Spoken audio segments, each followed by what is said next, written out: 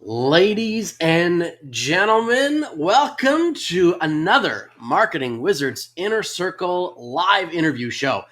My friends, I have such an incredibly special guest. I'm holding her back right now. She's in the wings. She's waiting virtual backstage here to jump out and absolutely thrill and chill you with her incredible sales confidence formula.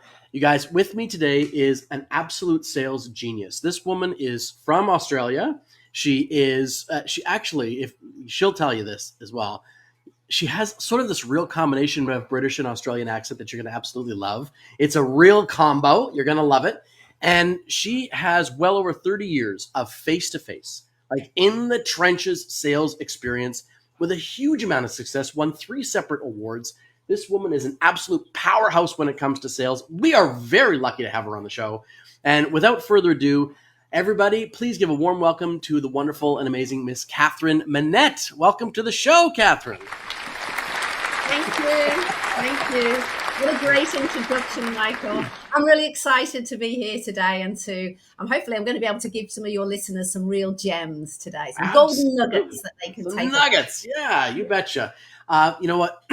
When we first started talking a few weeks ago, Catherine, almost a month ago now, it was like, oh my gosh, you resonate so profoundly with the same type of message that I always give people. And we really had a harmony here and I couldn't wait to get you on the show. And then we got interrupted. The laws of the universe came in and they're like, scrub that. It's not happening. Absolutely. Like I just say, a beep, happens, the proverbial hits the fan. And sometimes all your good plans just go out the window. Yep. And the key thing here is being flexible, which we both were, and also being prepared. Being prepared for what to do next, rescheduling. And I think this is a really important first lesson for your listeners today is how important knowing that things can go wrong, you can get derailed, but as long as you are flexible and you've prepared. You've planned and you're prepared. So always have a backup plan because when you're in sales, there will be times where things won't go to plan. And you might be in a conversation with someone literally, and it just does not go the way you expected. And you need to be ready for that. That is absolutely true. I love that and you know what's funny is that I actually say to people all the time, because I've heard this thing, and you might have heard it too, Catherine, with you never have a plan B because then plan A won't work out. And I'm like, no. You never have a goal B, right? You have a primary goal, and that's what you're heading towards. But the plan to get there, oh my gosh, it's going to run into challenges, interruptions, hurdles, detours, whatever you want to call them. But this is the fact of the matter is you and I wanted to get on this. We wanted to do this interview. We wanted to give people phenomenal sales techniques and go through the process of how it came to be that you're such a brilliant salesperson. And we had to adapt, right? The world's going to throw us those curveballs, right? So the goal remained the same. The plan just had to change. So I love that you just said that because, you got to have a plan B. You got to have a plan C. You got to have a plan D as to how you're going to get to where you want to go. Absolutely. And the word resilience came up just then for me. It's important. You need resilience in sales. You need resilience in life, and you get resilience. The more times you're knocked down, the more times that you fail. And I say fail in inverted commas because there's no such thing as failure. You only fail if you quit. But if you're still, focused on your goal and you're working towards it, even though things don't go to plan, you don't fail as long as you get back up, you dust yourself off and you keep going. Yep. And by doing that, you become resilient. And that is a key characteristic of successful salespeople. Yep, I absolutely love that because in the end, sales is not a race. No. Right? Sales is not a race. Sales is service, right? It is the, I always love to frame it as it is helping someone else make a decision. Yes. Right? And to add to that, sales is service, helping people make a decision, but also it's about solving problems for people. Yeah. Everybody has a problem of some sort. You either need a plumber, you need a hairdresser, you need a coach, you need sales, and that's a problem for some people. So then this is where somebody else has a solution, whether it's a service or a product that can help fix that problem. And that is what a whole, when the two people get together and they resolve that problem with the solution, there a sale has taken place. I love it. Beautiful. Okay, so now before we dive in, Catherine, into the sort of nitty gritty and nuts and bolts of this sales confidence formula, right, which is this really unique to you formula that you've crafted, give us a little bit of an idea as to what the sales confidence formula solves for our audience. What does it actually solve?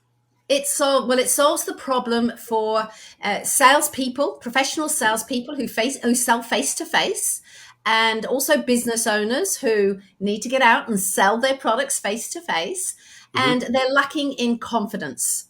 So they haven't got the confidence, and that's usually because they haven't got the skills. They haven't been trained in how to sell. Because let's face it, who gets trained in how to sell? Generally, it's mainly just salespeople. If they're lucky to get a job where they teach them how to sell. And for many companies, they don't do that.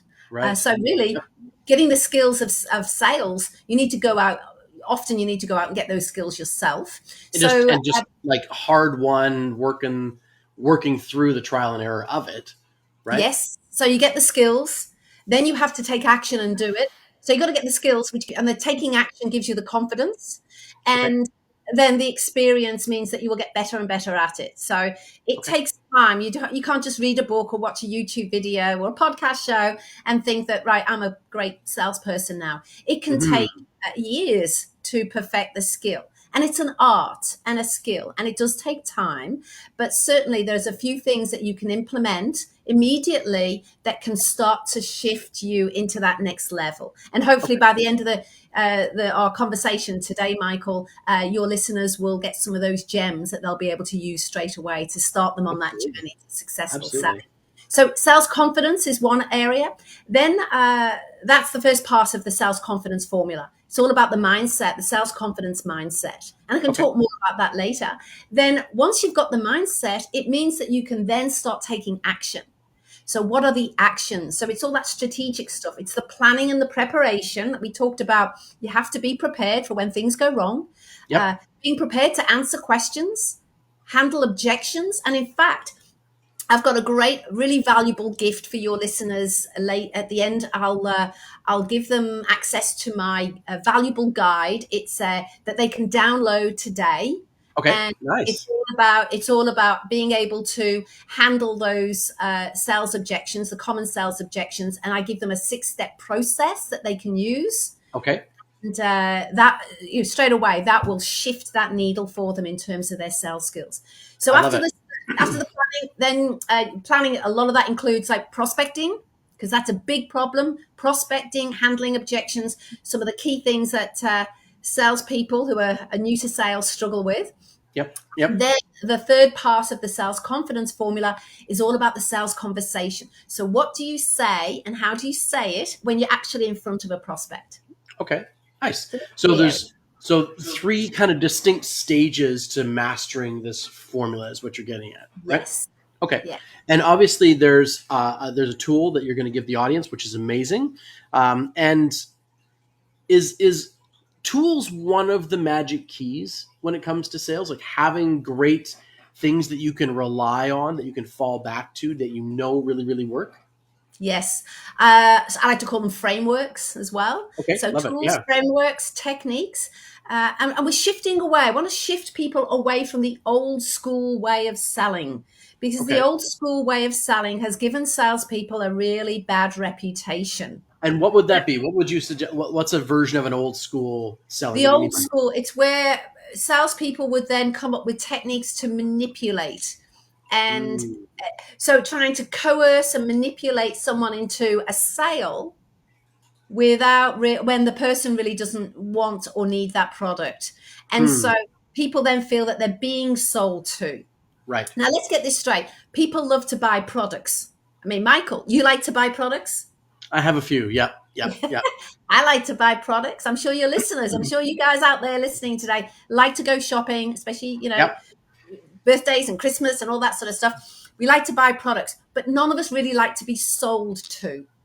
And by being sold to, I think one of the important frameworks for people to remember is that that's not selling somebody something that they wouldn't want or couldn't use, right, or really need. what I think Catherine's referring to, and she can correct me if I'm wrong, but that's selling somebody something that they actually don't really want and they don't really need. And your objective as a salesperson is just simply to collect the dollars, right? Like your objective is to get them to exchange dollars for something, whether they need it, want it, could really use it or not is irrelevant to the salesperson. That's when there's a disharmony there. Am I right? Yeah, yes, and you come across as salesy and pushy Yeah. and icky, and there's all sorts of negative words I can use to describe that type of salesperson. And because their whole focus, that person who's trying to sell and push a product onto you, their whole energy is all about me, me, me, me, me, and I want to. Yeah. It's my objective of I want to sell. Yeah.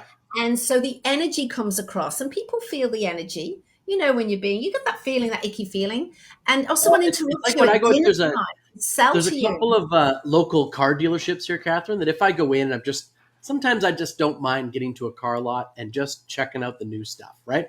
And Yeah, they'll want to sit me down. They'll go, so what is it going to take for us to get you into a new car today? And my answer's yeah, nothing. yeah.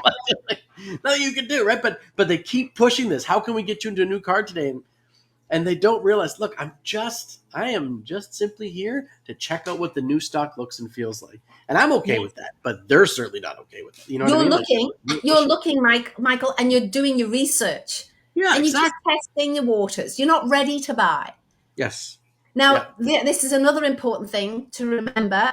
Only 3% of people are ready to buy when Mm, when they're in front of you. The rest of them are like what you were then in the car showroom. You're doing your research. You're just having a play. I did the same thing when I bought a Lexus. It was a second-hand Lexus but before I went to all the Lexus showrooms, and okay. I test drove. I sat in there. I had photographs with me, for my Nice. vision board. I ended up Yeah. getting it. It took me about 5 years, but I did get it in the end. But I was in the and yes, so some people were trying to sell to me, and it was no, I'm just looking, just looking. So you've got to remember that you've still got to nurture those people that are just looking. They're not ready to buy, but if you nurture them, if you don't push, you just handle their questions. You Mm-hmm. share, you educate them in a non-salesy way, which is what I Yep. teach. Then they're not going to feel pressured. You continue that relationship with them so that when they are ready to buy, where do you go to buy your car? You go Yeah. to that showroom where the guy or girl was not It's pushy, really good. where they Yeah. were helpful.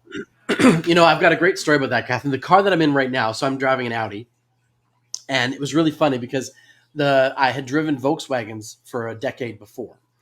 And so just to frame your point here, a guy called me up because I'd bought a Volkswagen years before, and he calls me up and does the typical thing. He's like, "Hey, your Volkswagen's 4 years in or whatever it is to your purchase. Are you ready for a new one? What can I do to get you into your dream Volkswagen?" And I laughed and I was like, "Well, that's an oxymoronic statement to me." I'm like, "Don't get me wrong, I really like Volkswagens, but they're not my dream car." And he's like, "Oh, okay. What would be your dream car?" And I told him, "Well, Yeah. I would buy an Audi." And I told him what my price point would be. So if you ever come across that, let me know. Mhm. And we hung up the phone. 6 months later, I get a phone call from this guy. Not only did he find me the car I was looking for, but he found it at below the price point that I wanted to buy it at. Perfect. Right? So That he didn't try and is a push good me. sign of a good Just salesperson. listen. That's right. And he went on to actually other stuff beyond that car dealership. But it's a great example of a salesperson going, okay, I've identified the problem that needs to be solved here in order to make the sale. Yep. I'm not solving this problem today. I don't have that solution, but I can be patient and know that I've got, 812 more phone numbers to call Mhm. that I can get to. And so, Catherine, do you think that's one of the problems salespeople have is they just don't have enough prospects, so they get pushy and desperate?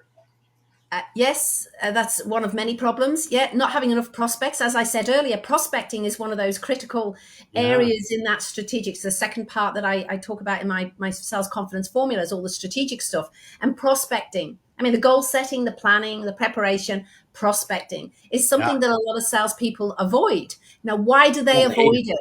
They hate it. Yep. They hate it. Why do they hate it? Yep. They hate it because of the fear it brings up Hmm. about That prospecting. pit in the stomach that like, oh God, I don't know. Oh, Like I the don't want thought, to pick up the oh, phone. They yes. feel sick. They get nervous. They So don't how know did what you to get past say. this then, Catherine? How did you get past this? Because as you said, they all feel it. So how did you get past it? Yeah. Well, I think the first part is part of the sales confidence formula is that mindset. So it's Mm, understanding, and I like to talk. The first thing I like to do is, now get ready, write this down, listeners. This is going to be critical. You need to reframe what your whole idea is about what selling is. So we've talked about it today a little bit. It's not about being pushy, and it's not about your objective. It's about educating and providing service, providing value, like that guy did for you in the car. He provided value, and it's about uh, yeah, being of service to the prospect and helping them. And if your whole energy and focus is around that, for starters, and remember that selling is that being of service. So mindset shift. We want to mm, reframe from what we think selling is to what selling really is. And when you okay. get that in your head and you realize and you go out to prospect knowing I'm going to help someone today. I'm going to be of service today. I'm going to solve problems today. I'm going to be a great communicator today. I'm going to make a difference in someone's life today. Now you have that mindset in the morning and you Yeah. carry that through for the whole day while you're picking up the phone, while you're knocking on doors, while you're following up, while you're prospecting. That change will change your whole demeanor of how Mm, you enter into that whole act of prospecting. love it. One thing that you can do. It's very powerful. Yeah. Okay. So now this isn't something that you just were great at to begin with, right? These are, I mean, Nope. you were telling me that Catherine started her entrepreneurial career as a teenager, going door to door. From the sounds of it, when Yes. she was done, what were you selling, by the way? What were you selling door to door? Daughter, when I was about 7 or 8, back in Liverpool, which is where I'm from originally, in Yeah. Liverpool, me and my twin sister. So I've got a twin sister, and my dad went to the markets and bought a box of apples and oranges. And then Okay. my older sister, she bagged them all up. They weighed them and bagged them all up. And we piled them, all these bags of apples and oranges, into a toy pram, like a doll's pram that we had. And it Nice. was my job, my twins' job, to go out knocking on doors. Now, talk about getting sent out into the field with no Yeah. sales training. And my son just turned 6 yesterday. I can't even imagine sending him out door to door. Wow. He can do it. He can do it. He might need a little bit of encouragement. Okay. So what happened is we went door to door, and we didn't have a choice because when Dad says off you go, you just go and do it. And so no script, no nothing, just go and Yep. sell. So we literally, but remember, I was 7, like cute, 2 little 7-year-old twins with curly red hair. And Yep. so we knocked on the door, and our opening line was, you can imagine, would you like to buy some apples and oranges? So, and you know what? We sold Pretty them all. straightforward. We Wow. Okay. sold them all. But we did have the advantage of being cute, I suppose. And Mm. then we go back, fill the pram up again, and off we go. That was the first time I ever sold. And then Hmm. later on, when I was a teenager, 16, I needed some extra money. So I went door knocking, washing cars. Okay. Nice. Yep. Yeah, and I got hit with a few no's there, and that was a bit disheartening, getting those Yep. no's. So I learned that, don't take no as a personal attack on me. Yeah. This is where you build up your resilience. Yep. You just say thank you. They're not interested. They're not the 3%. That's fine. You can leave some valuable information, get them on your database maybe, but you just and nurture them for when they are ready. Yep. And so Love it. then you move on to the next one, and that's what I did. I just kept moving on door to door until I had enough clients to I love be it. able to have car washing business. And they're perfect, right? So and then made money that way. So then, and because after that you got into the corporate world, right? You were saying you got into the corporate world and you're doing corporate sales, and a lot of what you learned there, you've kind of polished and dusted off to make it for oriented towards small business owners, and Yeah. then sort of formed it into the self confidence formula. So, or the sales confidence formula, I should say. So then, where were you working corporately? How did that come about? Oh, well, when I left Liverpool, I went to Leicester in the Midlands of England, the middle of England, and I went to university there and I did a business degree with marketing. So, Okay. because I always wanted to be a businesswoman. That was you sit at the dining room table and, you get asked as a kid, what do you want to be when you grow up? I Yeah. used to say, I want to be a businesswoman and I want to own a chain of shops.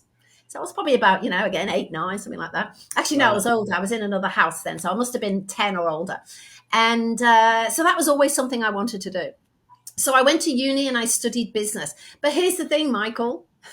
Business degrees do not teach you how to sell. There was They no don't. sales Isn't training. that crazy? Like no sales and like the marketing stuff is so like 30,000 foot view. You have massive budgets, kind of marketing concepts. None of it is Yeah.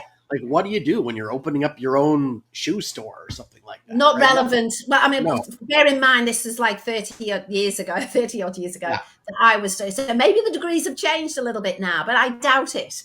I Mhm. think there may even be entrepreneurial courses that you can do at uni. But when I came out, I did not know how to sell. But here's Okay. the thing. So I thought I wanted to get into marketing, but I went to a few interviews and I was hopeless at that as well, trying to get into the marketing job because I had no experience in marketing. So Okay. it's always like catch 22. I've got a qualification, but got no experience. And Sure. until they give you a job, you don't get the experience. So anyway, what I really wanted more than anything was to have a car. And Okay. so a friend of mine was a sales rep in the pharmaceutical industry, and he Okay. said, "Well, Catherine, if you want to get into sales, you want to get into marketing, get into sales first. They'll give you a car." I went, "Perfect, problem solved." So problem Isn't solved. it hilarious how just like the simplest motivations are the things that get us to this place? Changed my life. Changed Yeah, my I life. love it. Yeah. Okay, so So you I got got the a job in car sales. slash the job. Yeah. Yeah, I got a job in sales, and of course, it was a medium-sized company, but they did not train me how to sell, and this is also a problem for people wanting to get a sales career, for example, Hmm. and they want to go and get into hoping that the company will train them in sales. Now, some of Yeah. the bigger companies might do that, but really, the onus is on you to go and learn sales yourself first. One, you've got a better chance of Wow. getting the job when you've got some experience or training and knowledge. And if you haven't Okay. had the job yet, then you Yeah. just got to rely on the knowledge, the certification that you've got, your training. And Good point. so I got my first job in sales, and I was absolutely hopeless at it. A lot of companies like this one taught me how to sell, how to talk about the product. Yeah. So I knew about the product, but that's all I knew really. And it was cold calling, it was picking up the phone. Hmm. So needless to say, I was terrible at it. I hated it. I remember thinking, if this is what sales is, I don't want anything to do with it. I'm out over it. So I quit Hmm. that job before I got fired, Okay. and I turned my back on it.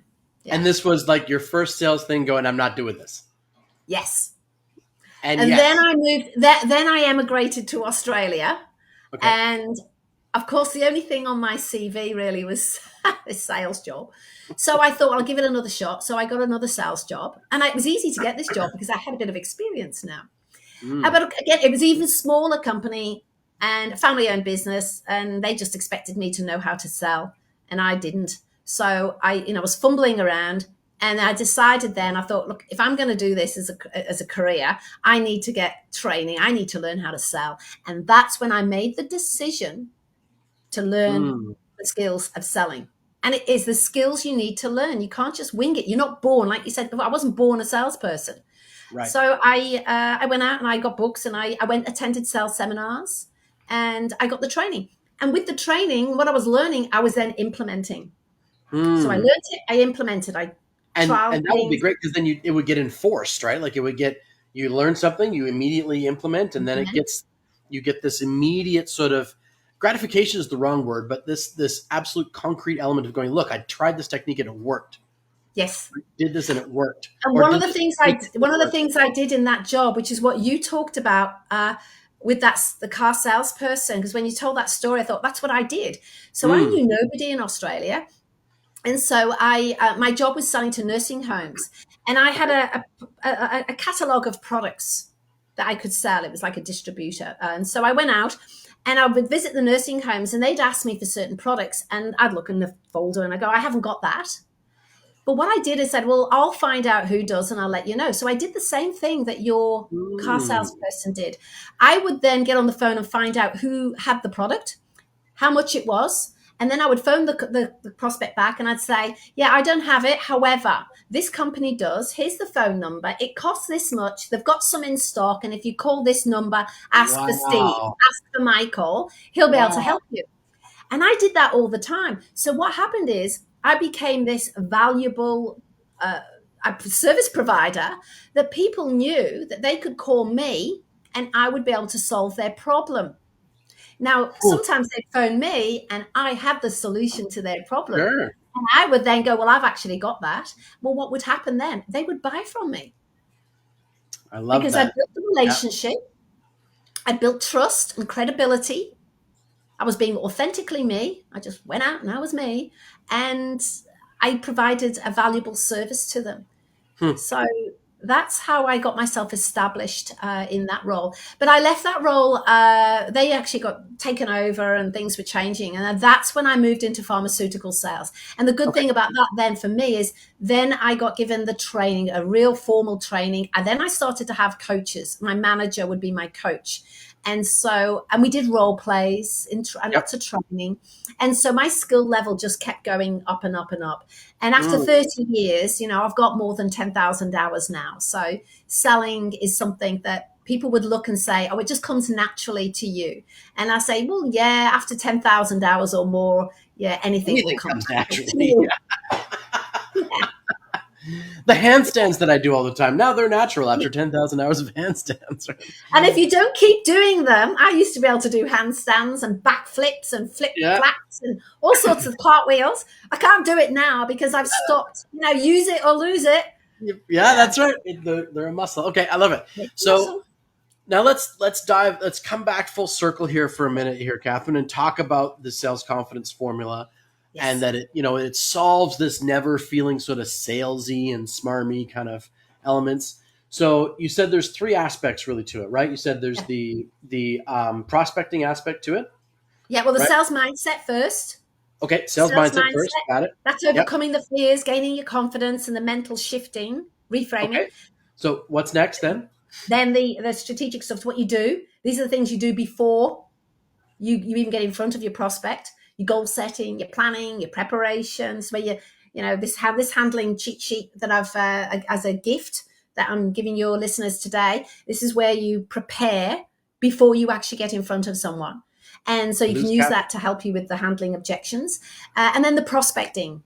And so it's setting yourself up so that when you get in front of your prospect, then you're ready to do the third part, which is all about the conversation. It's about knowing what to say and how to say it when you're actually in front of someone. So that's the sales conversation process. And there's a lot of different elements in that as well.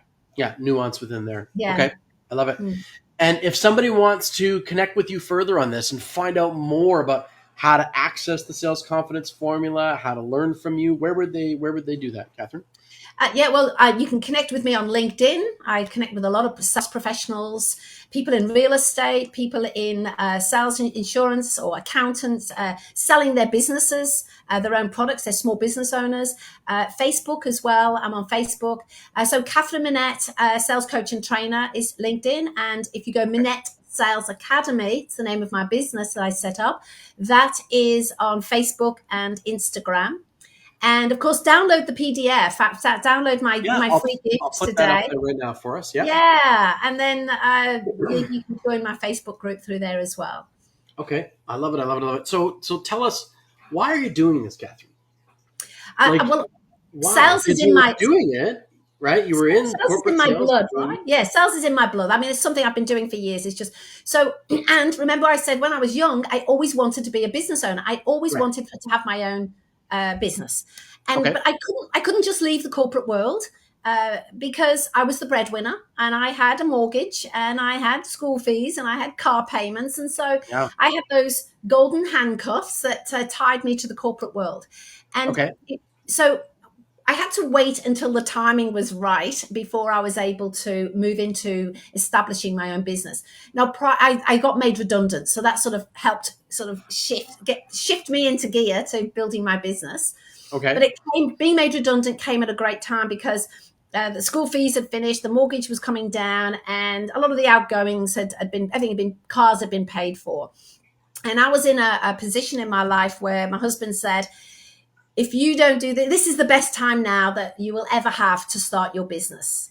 And it was when I got made redundant. So I went, yeah. And I'd already written a book. I'd written a book about sales. I hadn't published it. It was in editing stage. But that book, all the content, it was a download. I'd just done it in my spare time, mornings, evenings, weekends. I was writing my book. I wanted to be an author, still do. And so I had all the content for which is now the Sales Confidence Formula online training program. And so when people join me, they join my coaching and training, they get access to this. All the information of the Sales Confidence Formula is in a online training program. And then I provide coaching to support the implementation. So that's where the accountability comes in. I mean, if you don't have someone who's holding you accountable, it's very hard to keep yourself motivated to keep moving forward. And as we said earlier, you've got to be able to dust yourself off and keep moving forward. And having a coach or a mentor or a manager, someone to support you in that process. That's what I do. I help people who want to move forward and learn how to implement the sales skills that I teach. I love it. Absolutely love it. And are you enjoying this entrepreneurial journey now, this next stage? How long have you been at it? I've been doing it now for over 2 years. I love it. I love the fact that I am in control of every day. I probably work longer hours now, but I enjoy what I do. I enjoy being on podcast. I love this. This is just great, having a conversation about sales. I'm in my element.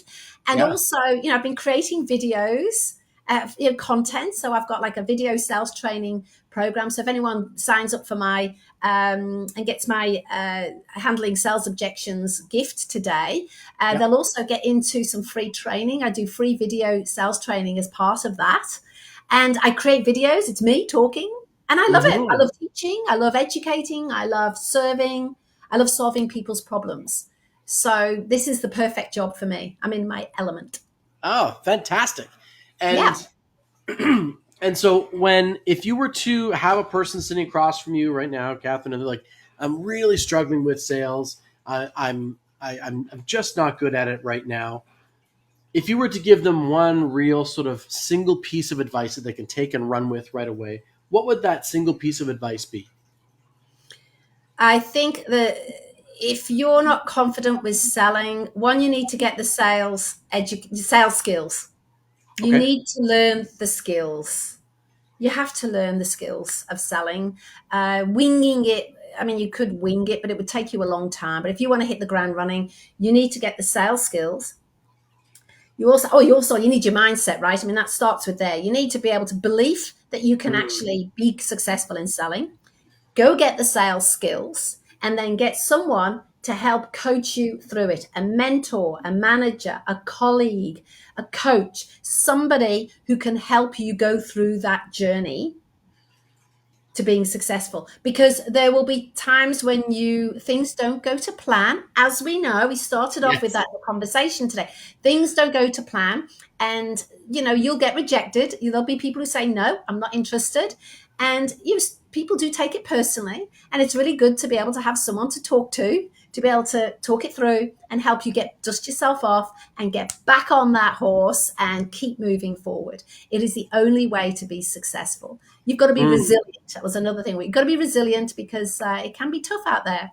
But it also is very, very rewarding. Having a career in sales and being able to share your products with the world and knowing that you're making a difference and you're helping people, there's nothing better.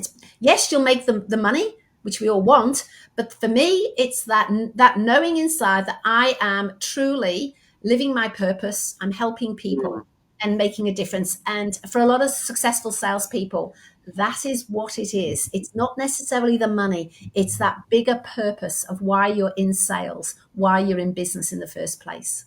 Love it. I absolutely love that. And that is so absolutely true, Catherine, that in the end, we're going into business, we're entrepreneurial, we're creative, we're doing these things, but it all comes back down to the fact that we want to help somebody. We're out not to just do the Monday to Friday 9 to 5 thing. There's a cross section of us that really want to go out and shift the world for other people, and nothing happens until somebody buys. Yeah. Nothing happens. So mastering the art of sales is it's a linchpin skill, my friends, if you want to succeed in the entrepreneurial world. It is a linchpin skill. That'd be a good title for a book, wouldn't it? Yeah, there you go. The linchpin skill. There we go. You hear it here first, ladies and gentlemen. Okay, so Catherine, my final couple questions for you. So we are 1 year from today. It is December the 20th, 2024. Yeah. What's Catherine's life like? What has she accomplished in the last 12 months? What's one of the big things you've done? Oh, wow. It has been an amazing year. I have been consistently, every week, I'm on podcasts. So I am getting Mm, my message out there. I am helping more and more people because more and more people have been attracted to me. And I'm able to now travel because I have an online business. It's all online. You can be anywhere in the world and I can mm. help you with your sales skills because I am all online. I plan to travel as well so that I can actually be in different countries and meet some of the people that I'm actually working with online. So There I you would go. love to be able to go out to different countries. Maybe I'll come over to British Columbia Yeah, and visit Canada you for a and while. I can do an event or something and There we we can work go. together, put something on so people can come and meet us live. And I just see that as my business grows, I'm helping more and more people. And my skills as being a business owner, which is obviously new, I've only been doing it for 2 years, being this entrepreneur. Hmm. So I will have improved my skills and my confidence in being a small business owner. And, I'll be making and doing lots of joint ventures with people like yourself, Michael. I'll be out there helping, and together we'll be able to help people be successful in their businesses, be successful in their careers and selling, Yep. and making a difference in the world and loving every minute of it. Awesome. Okay, perfect. So now we know Catherine's going to be in Vancouver, British Columbia, Canada in 12 months from now. We know where she's going to be. I love Yeah, right. You it. got a spare bed? Yeah, there we go. It's Bring my perfect. husband off. We'll come. Might come in the winter time. We can go skiing. Exactly, right? And go to Whistler. It's gorgeous. Yes, love it. Okay, and then my last question to you, my dear, is can we get you back on the show? Oh, absolutely. I would love to be back on your show, Michael. Okay, Absolutely. okay. There's so And many topics that we could talk about. We could go yeah, down okay. so many rabbit holes. So let's pick a rabbit hole. So next time you're on the show, Mm. which rabbit hole do you want to jump down? What do you think? Well, why don't we ask your listeners to pop in the Ah, comments below and ask them okay. what they What the would like to hear about in regards to the whole big topic of sales, and maybe the most popular one wins. How Okay. about that? All right. What part of sales would you love to know more about? Mm? And it doesn't matter if you're not watching live, if you're watching the replay, you're watching on YouTube, watching on wherever you're watching it, pop it in the comments because Michael will get notifications. Yeah, And I never read Michael them. and I will get together next year and we'll come up with a plan There we and go. we'll do another training for you. Perfect. Well, Yeah. Catherine, this has been fantastic. I'm so happy that we got a chance to reschedule this. Yeah.